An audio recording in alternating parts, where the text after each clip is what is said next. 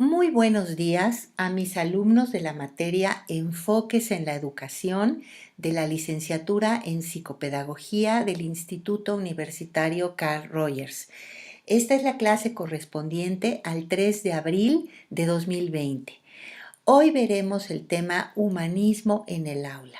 Ya vimos el humanismo como corriente, como enfoque en educación, en qué consiste, de qué se trata. Vimos las 7 mínimas del humanismo, que son los 7 preceptos fundamentales que constituyen este enfoque. Ahora vamos a ver el humanismo en el aula.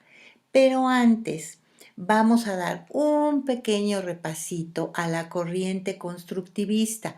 Vamos a revisar esos conceptos que en el último ejercicio nos dimos cuenta que quedaron para la mayoría no claros. Entonces vamos a darle un repasito para que todo quede bien. Al cabo ya tenemos bastante tiempo de sobra. Ya terminamos prácticamente todos los temas de nuestro temario, entonces nos podemos dar el lujo de hacer este pequeño repaso. Vamos con esos conceptos que quedaron un poquito incomprendidos.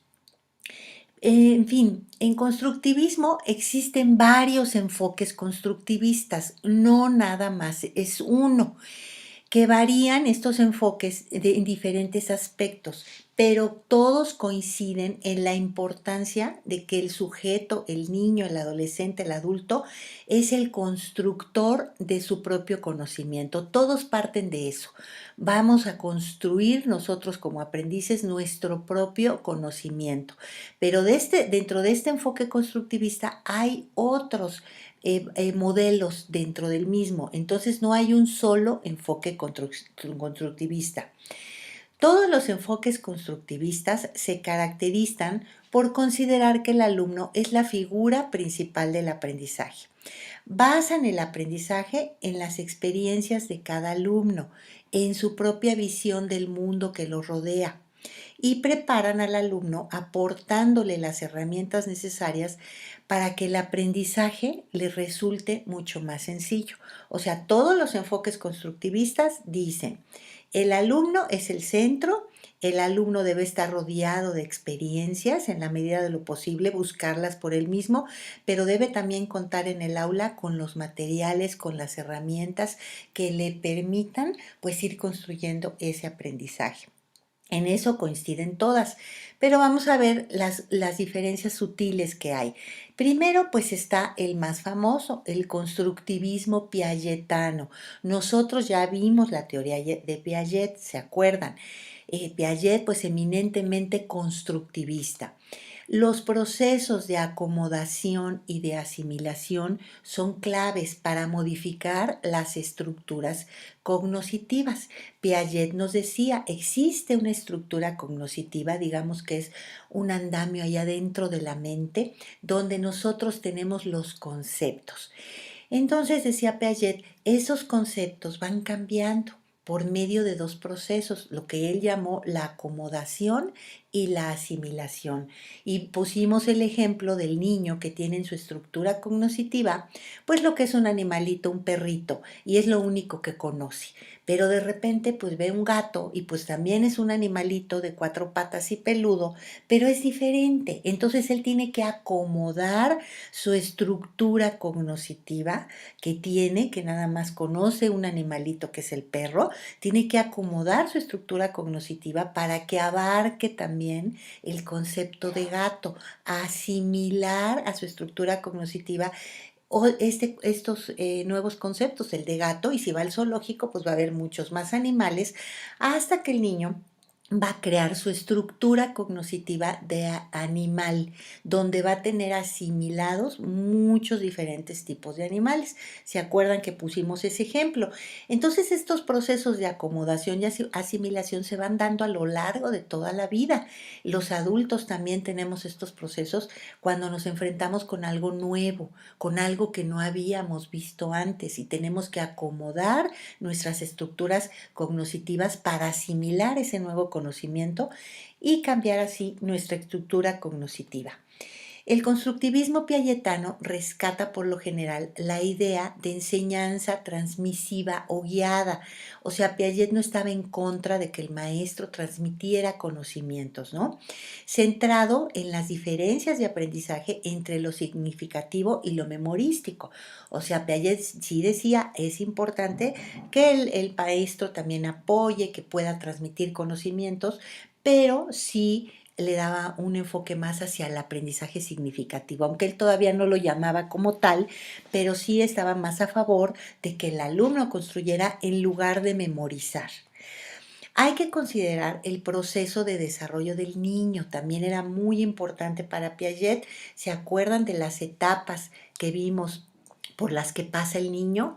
En las etapas de Piaget, desde la etapa sensoriomotriz, la etapa preoperacional, la etapa de las operaciones concretas, hasta que el niño, por ejemplo, llegaba pues a la última etapa de las operaciones formales, donde ya el preadolescente puede entender los conceptos abstractos. ¿Se acuerdan que vimos en detalle cada una de estas etapas, en qué edades, los procesos que se dan, la conservación? ¿Se acuerdan de estos experimentos que hacía Piaget, donde ponía agua en dos recipientes diferentes y era la misma cantidad de agua y el niño muy pequeño pues sentía que había más agua en el recipiente más ancho y el niño ya más grande podía darse cuenta que lo que cambiaba era la forma del recipiente, pero que era la misma cantidad de agua? ¿Se acuerdan de todo esto?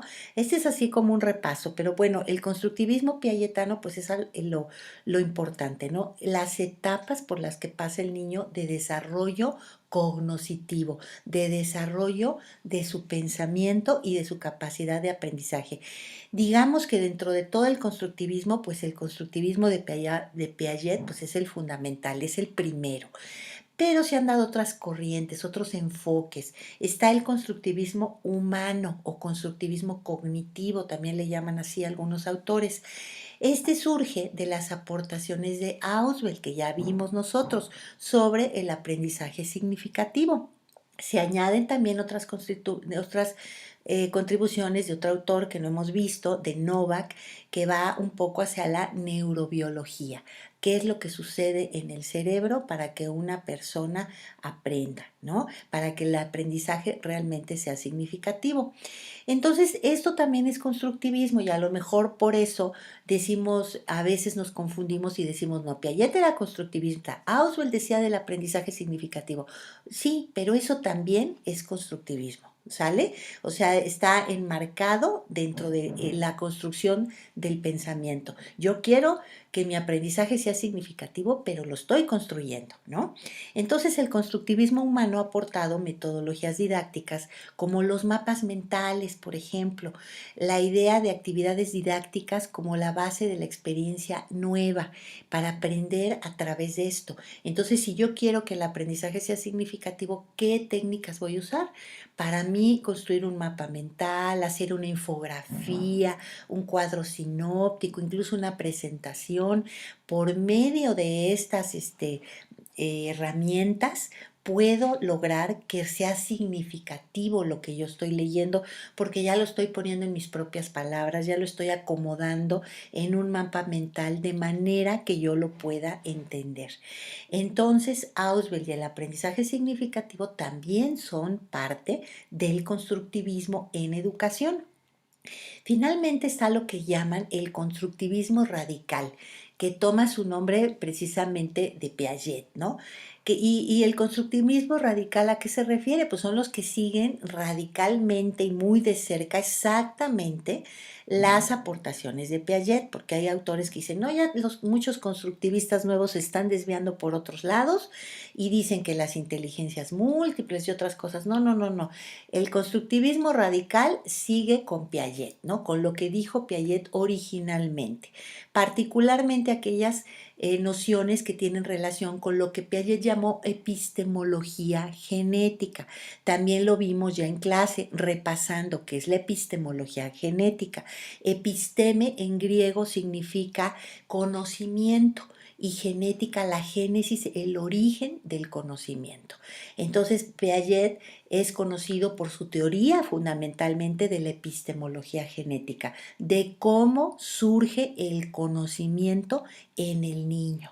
Y se dio cuenta que surgía a través de la construcción que el niño hacía de su propio conocimiento al enfrentarse con su entorno y pasando obviamente por las etapas de desarrollo psicológico, cognitivo que él definió y mediante los procesos de asimilación y acomodación, ¿no? Es decir, el conocimiento sobre la forma de construir el pensamiento de acuerdo con las etapas psicoevolutivas del niño. Y como sucede con cualquier doctrina o teoría, el constructivismo alberga en su interior muchas escuelas y orientaciones que mantienen ciertas diferencias de enfoque y de contenido, pero todos parten de lo que alguna vez dijo Piaget. Y los radicales se quedan con lo que dijo Piaget y no evolucionan un poquito, porque ahorita vamos a ver que Piaget sí puso los cimientos, pero no nos podemos quedar en lo que dijo Piaget, ¿no? Ha evolucionado todo, hay nuevas teorías, nuevos enfoques. También desde dentro del constructivismo está lo que se llama construccionismo, que también vimos por ahí muy rápido, porque el construccionismo que dice, el niño aprende construyendo. Entonces, en esta corriente, subcorriente del constructivismo, el construccionismo, al niño se le dan pues como juegos de Lego, cubos, todo ese tipo de cosas para que construya él, ¿no? Entonces ese es más literal, voy a construir una casita, un castillito, un robot con este Lego que me dieron y de esta manera estoy modificando también mis estructuras cognitivas porque estoy aprendiendo, ¿no?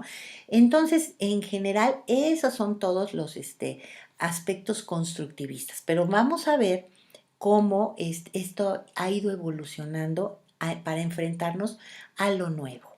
Actualmente, las tecnologías de información y comunicación y las tecnologías del aprendizaje y el conocimiento, lo que se conoce como TIC y TAC, han llegado a inundar nuestro entorno sociocultural. Y el impacto que esto tiene en los procesos de aprendizaje, en los conocimientos de los niños y de cómo estamos aprendiendo, todavía lo desconocemos a ciencia cierta. Mucha gente se pregunta, ¿hasta qué punto es bueno que un niño tenga un teléfono inteligente? ¿Aprenderá? ¿Le servirá para aprender? ¿Estorbará su aprendizaje? Son cosas que se están preguntando. Vamos a ver primero qué diferencia hay entre las TIC y la TACs, ¿no? Las TICs, tecnologías de la información y la comunicación. Como su nombre lo dice, son las nuevas tecnologías con las que ustedes, mis alumnos ya nacieron, ustedes ya son nativos digitales, lo que se llama ahora, esas personas que ya nacieron con esta tecnología, ya estaban desde que ustedes eran chiquitos. Entonces, estas herramientas nos permiten informarnos y comunicarnos, por eso se les llamó tecnologías de la información y la comunicación a través de nuestro teléfono inteligente, de nuestra computadora, pues podemos estar al día con las noticias, qué está pasando ahorita con el coronavirus, cómo va la pandemia, ahí estamos viendo, ¿no? Y nos podemos comunicar con nuestros amigos, con nuestros parientes, que mi abuelita está en Tijuana o está en Nayarit, pues le mando un mensajito, me conecto por Skype y puedo ver a mi familia y puedo, si alguien está en China, pues me puedo comunicar con esa persona en China. Así de fácil es actualmente, en línea, en tiempo real. Esas son las tecnologías de la información y la comunicación. Las tecnologías del aprendizaje y el conocimiento, muchas son las mismas. ¿Qué diferencia hay? Que las tecnologías del aprendizaje y el conocimiento es usar estas herramientas para aprender, para conocer. Aquí hay un poquito una diferencia, ¿no? En las tecnologías de información y comunicación, pues tenemos las redes sociales también, Facebook, Instagram, las nuevas TikTok y todo esto que sale nuevo, ¿no? ¿Para qué? Para comunicarnos. Pero si yo quiero aprender, pues tenemos las plataformas educativas, como Moodle, como la plataforma que usamos nosotros aquí en Carl Rogers, ¿no? Está Blackboard, está Brightspace, hay muchas plataformas educativas que usan las universidades para poder transmitir conocimientos a sus alumnos. Puedo aprender mediante un video de YouTube. Hay, por ejemplo, aplicaciones como Duolingo para aprender idiomas. La bajo y en mi teléfono celular diario estoy haciendo ejercicios para aprender inglés, por ejemplo. También tengo otras herramientas como emails, como Prezi, como Powtoon, etcétera, que me permiten hacer presentaciones. Y si se fijan, todo relacionado con la educación, con el aprendizaje y la enseñanza. Entonces, esta sería la diferencia entre las TIC y las TAC. Simplemente son las mismas casi herramientas computacionales. Unas me sirven para informarme y comunicarme y otras me sirven para aprender y enseñar. Esto pues es lo de hoy, ¿no? Los fenómenos de la actual sociedad posmoderna como la migración, las TIC y TAC que ya vimos, la globalización, la multiculturalidad, han conducido a que el proceso de enseñanza-aprendizaje se haya vuelto un problema complejo. ¿Qué se entiende por un problema complejo? No se refiere nada más a que sea difícil, porque es lo que entendemos muchas veces con complejo, difícil, sino un problema complejo es aquel que no se puede resolver desde la perspectiva o los conocimientos de una sola disciplina. Hay problemas que de veras antes, por ejemplo, decías, esto es de la medicina, esto es de la psicología, esto es de los ingenieros. Ahora, con estos cambios, hay problemas que no podemos resolver desde una sola disciplina. Es necesario el conocimiento y las perspectivas de varias ciencias para poder resolver estos problemas. Y es aquí como surge la multidisciplina y más recientemente la interdisciplina. Multidisciplina quiere decir que muchas disciplinas se van a juntar para tratar de resolver un problema, como por ejemplo el coronavirus. Aquí necesitamos de la medicina, pero también de la química, de la biología, para poder de la ingeniería genética a lo mejor, para poder tratar de crear una vacuna y para poder tratar de resolver este problema. La interdisciplina es más todavía cuando ya se crea una nueva ciencia y en la que se ligan otras dos. Por ejemplo, la bioquímica. Ya no es biología ni es química, es bioquímica, ¿no? La neuropsicología no es neurología ni es psicología, es neuropsicología. Se amalgaman dos o más disciplinas para crear una nueva. Esa sería la interdisciplina. Y generalmente conocemos dos interdisciplinas, pero a veces hay hasta tres, como la psiconeuroinmunología. Ahí hay psicología, neurología e inmunología en una sola. Otros ejemplos de problemas complejos son la migración. ¿Por qué la gente se va? O sea, pues a otro país. ¿Por qué? ¿Qué está pasando en Venezuela? ¿Por qué la gente se está saliendo de Venezuela y se está yendo a otros lados, ¿no? Ese problema no nada más es político, también es económico, también es antropológico, demográfico. Si se fijan, tiene que ver con muchas áreas. El bullying. ¿Qué hace que unos niños o unos jovencitos o una persona adulta esté fastidiando a otra? ¿Qué hay detrás de eso? Obviamente pues entra la psicología, pero también entra la cultura. ¿Por qué hay sociedades donde no hay bullying? ¿Por qué en ciertas sociedades se da más que en otras? ¿Tiene que ver la economía? ¿Tiene que ver los medios de comunicación? De las redes sociales tendrán que ver en esto. Si se fijan, hay muchas cosas ahí. La anorexia nerviosa, por ejemplo, no podemos decir es un problema psicológico, nada más, porque tiene componentes médicos, también nutricionales. Una niña que deja de comer, obviamente empieza a tener déficits nutricionales, empieza a tener ¿cómo se llama? Falta de nutrientes, de tal manera que eso afecta también su cerebro. Incluso afecta la manera como piensa. Fíjense qué curioso cómo se retroalimenta una cosa por otra. Entonces dicen, bueno, la niña es anoréxica porque tiene un problema psicológico o el problema psicológico surgió porque dejó de comer y eso afectó los neurotransmisores en su cerebro. Ya no sabemos qué fue primero. ¿A qué se debe? ¿A la moda? ¿A que quiere ser delgada como las artistas de la televisión o la que sale en redes sociales y todos los modelos que tiene a su alcance? ¿Realmente eso influye tanto? Porque encontramos a veces anorexias en chicas que no tienen esta posibilidad de seguir un modelo. Entonces, es un problema complejo porque ella tiene muchas, muchas cosas que no podemos decir nada más es psicológico, ¿no? También aquí hay procesos culturales y también hay procesos nutricionales, orgánicos, físicos, que tiene que ver también un médico, ¿no? La reproducción asistida, en fin, no acabaríamos de todos los problemas complejos que hay. En el campo de la adquisición del conocimiento y del proceso de enseñanza-aprendizaje, pues han surgido las llamadas ciencias del aprendizaje, con la finalidad de poder abordar de manera integral estos problemas complejos, para los cuales el constructivismo, por ejemplo, es el aprendizaje significativo, aunque son muy importantes, pues se quedan cortos en la medida de que tenemos que abarcar cosas nuevas, ¿no? Piaget, Ausubel, Brunner, todavía ellos no tuvieron la tecnología que tenemos nosotros, el alcance que tienen las nuevas generaciones a la información y a la comunicación en tiempo real. Ustedes se meten, googlean lo que quieran y instantáneamente tienen una respuesta. Entonces, actualmente pues se han surgido estas que se llaman ciencias del aprendizaje.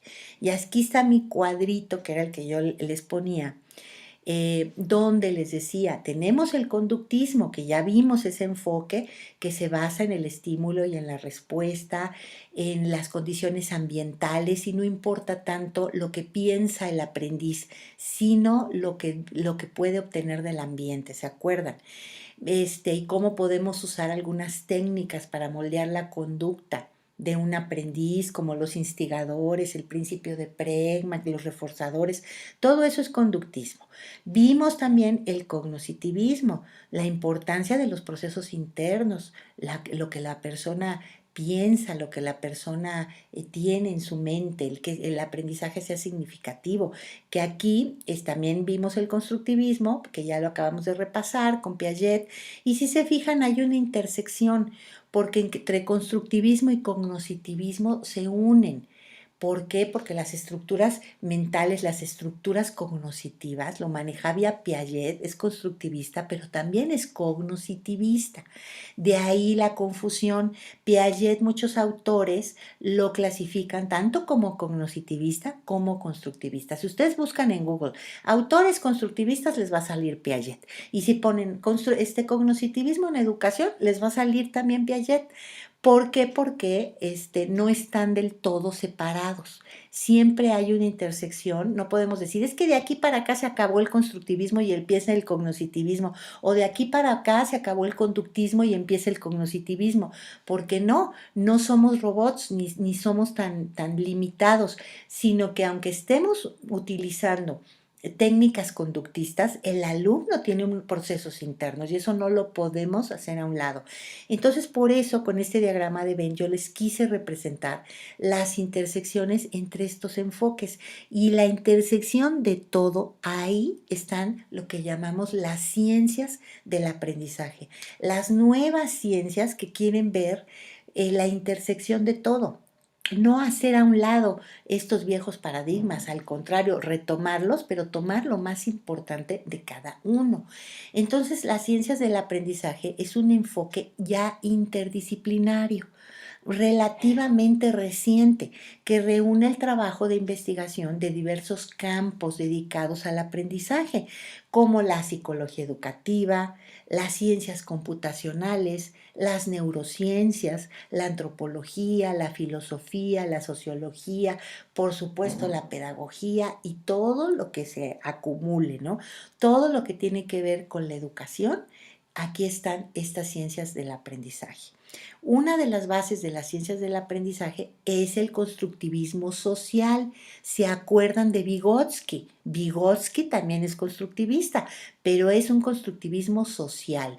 Porque, ¿qué nos decía Vygotsky? Los factores sociales y los factores culturales están inmersos en el aprendizaje. Sí, el niño construye su propio conocimiento, pero en un entorno social, en un entorno cultural y rodeado de otros.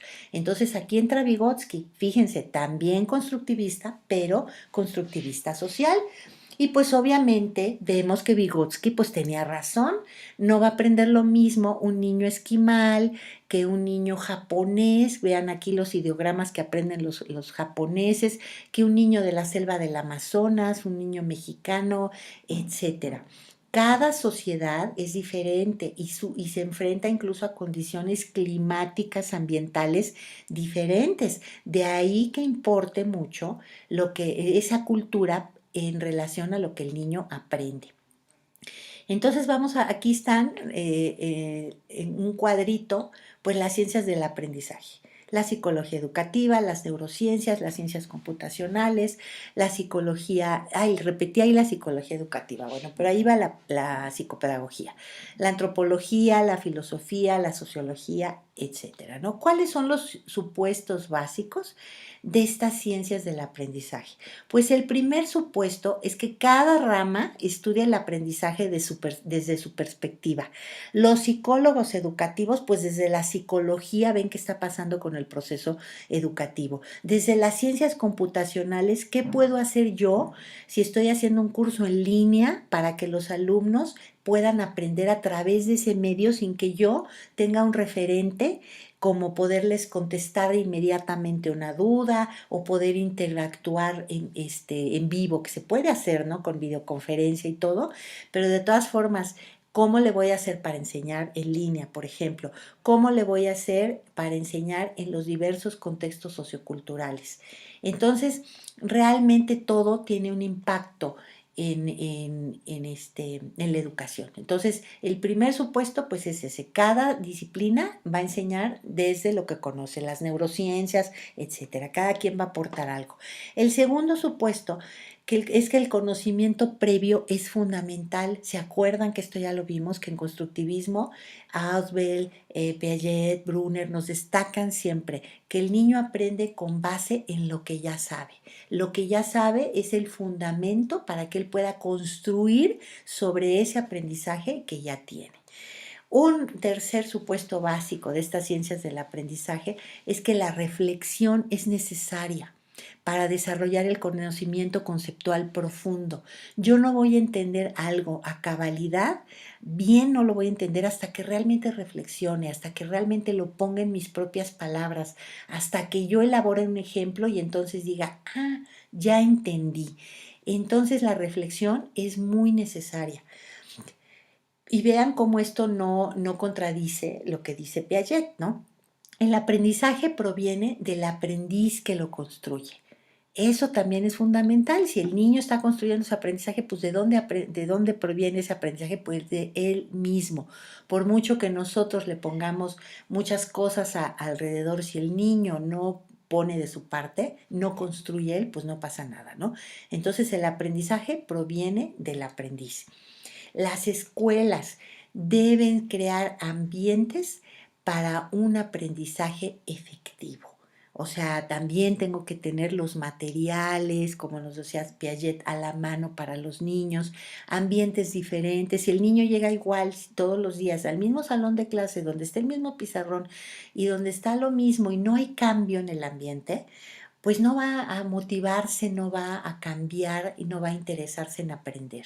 Por eso si ven ustedes en los salones de kinder, las maestras constantemente están cambiando el ambiente. No podemos a lo mejor cambiar de salón, pero sí cambio la decoración, sí cambio incluso el mobiliario como está distribuido, ¿Para qué? Para dar un ambiente idóneo para el aprendizaje.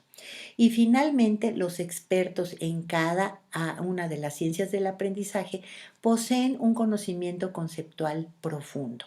¿Se acuerdan que vimos el video del doctor Teruel, de Francisco Teruel, que nos decía, hay que despertar la curiosidad del alumno?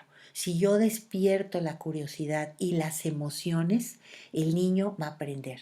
Él nos está diciendo esto desde su expertise en neurociencias. Así, quien es experto en computación, en ciencias computacionales o en psicología educativa, nos va a aportar. Entonces, este fue un breve así resumen. Espero que con esto haya quedado más entendible y más claro lo que son las ciencias del aprendizaje y el papel del constructivismo, que también por ahí había dudas.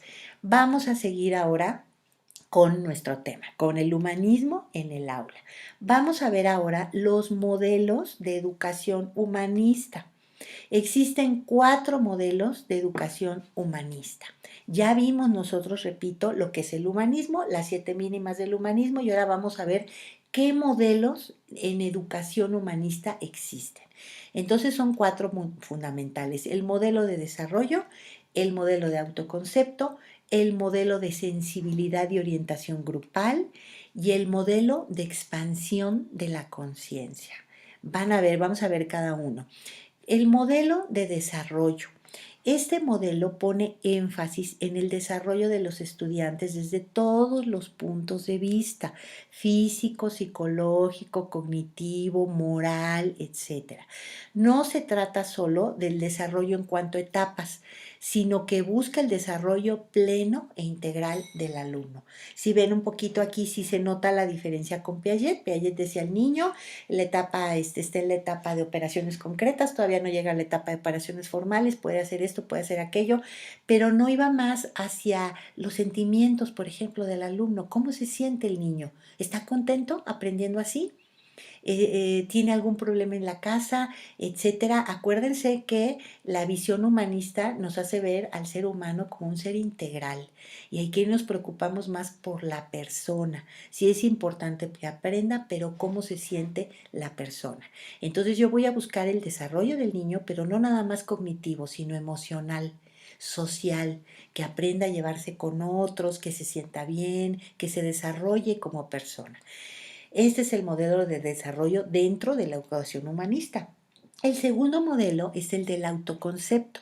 Este está centrado en la búsqueda y el desarrollo de la identidad genuina, es decir, busca que el alumno exprese quién es, qué le gusta, con qué se identifica, etcétera, generando así una visión de sí mismo que se busca esté en armonía con su entorno. En este modelo se pretende que el alumno encuentre su verdadera vocación y que sea libre de expresarla y seguirla. O sea, estos modelos son de educativos, humanistas, pero cada uno va tienen un propósito, ¿no? El de desarrollo, pues que se desarrolle plenamente. El del autoconcepto, que cree la persona o el niño un autoconcepto sano. Y este autoconcepto pues tiene que ver con lo que al niño o a la persona le gusta, con lo que quiere ser. Antiguamente pues a los niños se les restringía mucho la expresión de esto. Todavía hay quien dice: ¿cómo que quieres ser pintor o bailarín de ballet? Estás loco, te vas a morir de hambre, tienes que estudiar una carrera, ¿no? Entonces esta corriente ve: no, hay que respetar quién es la persona, dejarla que cree su autoconcepto, expresándose quién es, qué le gusta y con qué se identifica.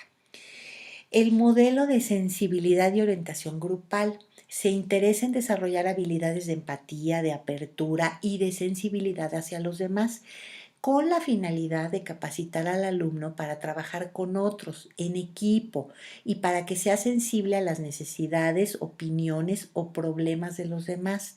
También se espera que aprenda a respetar los valores, opiniones o costumbres diferentes a las suyas, que sea inclusivo y solidario con sus congéneres. Fíjense, o sea, este modelo va más hacia el trabajo en equipo, hacia que el niño, la persona, aprenda a trabajar en sociedad. Este tendría mucho que ver con el constructivismo social de Vygotsky, ¿no? Estoy aprendiendo en una sociedad, estoy aprendiendo junto con otros, inmerso en un grupo. Pues entonces tengo que aprender a respetar y a escuchar las opiniones de los demás, incluso cuando esa opinión esté en contra de lo que yo pienso, pero tengo que aprender a que la otra persona pues tiene derecho a expresar esa opinión. Tengo que ser sensible también a las necesidades de otros y aprender a respetar valores y aplicarlos. Fíjense, este modelo. Y finalmente está el modelo de expansión de la conciencia, basado en los aportes de la psicología transpersonal. Busca desarrollar el lado intuitivo y la dimensión espiritual del alumno como un complemento básico dentro de su educación. Hay humanistas que dicen, es que no importa, no solo son las técnicas, no solo es que la persona encuentre su vocación y que sepa trabajar en equipo, sino que también desarrolle una visión espiritual, por lo que incluye dentro de la enseñanza técnicas como la meditación, el mindfulness, la psicología positiva, etcétera. Su finalidad es formar un ser humano más consciente de su dimensión espiritual. Entonces, todos estos modelos nuevos sí tienen que ver mucho con, ¿cómo se llama? Tienen que ver mucho con el humanismo, pues que es el centro, pero vean cómo hay un enfoque diferente. Entonces depende mucho y lo mismo, no podemos decir que sean modelos estrictos. Quien da una educación humanista muchas veces toma un poquito de cada uno de estos. Yo sí quiero que mis alumnos valorarlos o escucharlos, que expresen quiénes son, que tengan un autoconcepto firme, pero también quiero que aprendan a trabajar en equipo, por ejemplo, y también quiero que tengan una visión espiritual posiblemente. Esto está como muy de moda, sobre todo en Estados Unidos, ¿no? Dar a los niños meditación en algunas aulas, enseñarlos a meditar, el mindfulness. ¿Qué es esto del mindfulness? Es un tipo de meditación que nos lleva, en esencia, es estar aquí y ahora.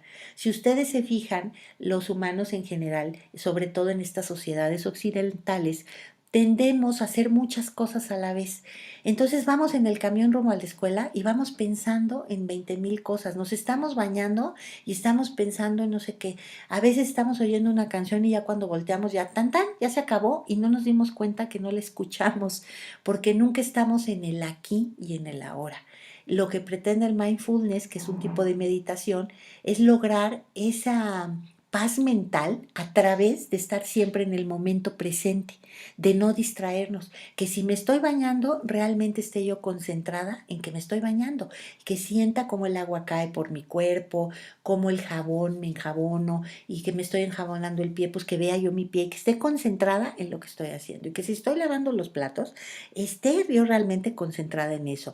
Es difícil. Al principio es difícil porque siempre se va la mente. Dicen los budistas que la mente es como un perrito, ¿no? Al que uno tiene que entrenar, que anda corriendo por todos lados y se hace pipí el perrito por todos lados porque no sabe. Y uno lo tiene que entrenar. Mira, aquí es donde tienes que hacer pipí o hasta que te saque a pasear, etcétera. Igual es la mente. Tenemos que entrenar a la mente para estar en el aquí y en el ahora. Y eso crea mucha paz mental, mucha posibilidad de concentración, etcétera. Entonces, por eso se está incluyendo en las escuelas. Entonces, ahí se los dejo como un tip extra. Concéntrese en el aquí y en el ahora. Todos lo necesitamos más ahora que somos tan multitasking y estamos con un ojo al gato, como dicen, y otro al garabato. ¿Qué tienen en común todos estos modelos? Pues empezando, pues porque son humanistas, ¿no? Entonces, ¿qué tienen en común? Pues la manera como conceptualizan la enseñanza. ¿Cómo? Como que la educación se debe centrar en ayudar a los alumnos para que decidan lo que son y lo que quieren llegar a ser. Y obviamente verlos como personas integrales, como seres humanos y basarnos siempre en eso. ¿Cuáles son las metas y objetivos de la educación humanista? No importa cuál sea el modelo, las metas de la educación están inspiradas en el paradigma humanista y pues son globales. Se pretende plantear objetivos para moldear, adaptar y modificar las conductas de los alumnos, pero en una forma humanista. Ya no lo voy a tratar como mucha gente critica el enfoque conductista, pues es que no somos perritos para que nos den un reforzador o nos den una galletita, nosotros nos ponen una estrellita en lugar de darnos una galletita, o nos dan tiempo libre y pues nos están tratando como si fuéramos animalitos, ¿no? Entonces el enfoque humanista va más a, bueno, yo voy a tratar de moldear y modificar esa conducta del alumno, pero siempre desde una visión humanista. La concepción del alumno. Aquí el alumno es un ser individual, único y diferente. También son seres con iniciativa y con necesidades personales de crecimiento. No son solo individuos que participan en las clases. Entonces yo voy a ver al alumno como una persona capaz. Eso también es muy interesante. Es muy importante no ver a los alumnos como que son menos, ¿no? O como que, pues como saben menos, porque pues sí, están aprendiendo, no, pero eso no quiere decir que sean menos personas, ¿no? Esa es la diferencia. Los alumnos también de repente tienen muy buenas ideas, se les ocurren cosas y ahí está la génesis del cambio y del futuro. Entonces tenemos que estar siempre tener presente esto. La concepción del aprendizaje. El ser humano tiene una capacidad innata de aprender. Ya vimos que esto es una de las 7 mínimas, ¿se acuerdan? O sea, todos de manera innata somos curiosos e inquisitivos por naturaleza. Lo que se debe buscar es la motivación del alumno para que surja en él esa curiosidad y ese deseo natural por aprender. Los teóricos humanistas nos dicen y están en relación, fíjense, con lo que aprendimos con el doctor Teruel de neuroeducación, cómo la curiosidad y la motivación y las emociones es lo mejor para aprender, ¿no? Aquí concuerda muchísimo con lo que nos dice el modelo humanista. Si yo fomento la curiosidad en el alumno, si dejo que sus emociones fluyan, va a salir su deseo natural de aprender y no voy a tener que hacer tanto esfuerzo. Finalmente están las estrategias y técnicas de enseñanza. ¿Cómo son en el humanismo? Pues son aquellas que despierten la curiosidad simplemente y las emociones de los alumnos, evitando aquellas técnicas que dependen de la tecnología. Aquí hay un poquito de discrepancia porque dices, bueno, la tecnología es lo de hoy y si puedo hacer un mapa mental en una aplicación, una infografía, ahorita ya tantos programas, tantas aplicaciones que hay que nos facilitan hacer todas estas cosas, pues ¿por qué no las vamos a usar, no? Entonces yo creo que lo único que habría que tener aquí cuidado es de no caer en el exceso. Motivar siempre la curiosidad, pero yo no diría tanto que evitando la tecnología, ¿no? Hay que incorporar lo nuevo, hay que incorporar lo actual, pero sí darle esta visión humanista, no dejar de considerar a la persona. Pues con esto terminamos la clase de hoy. Sus dudas, comentarios, opiniones, preguntas que tengan, nos vemos en el chat. Y les agradezco mucho su atención y pues les deseo unas muy felices vacaciones esta semana que tenemos para que descansen y se relajen. Y pues fue un placer estar con ustedes. Gracias.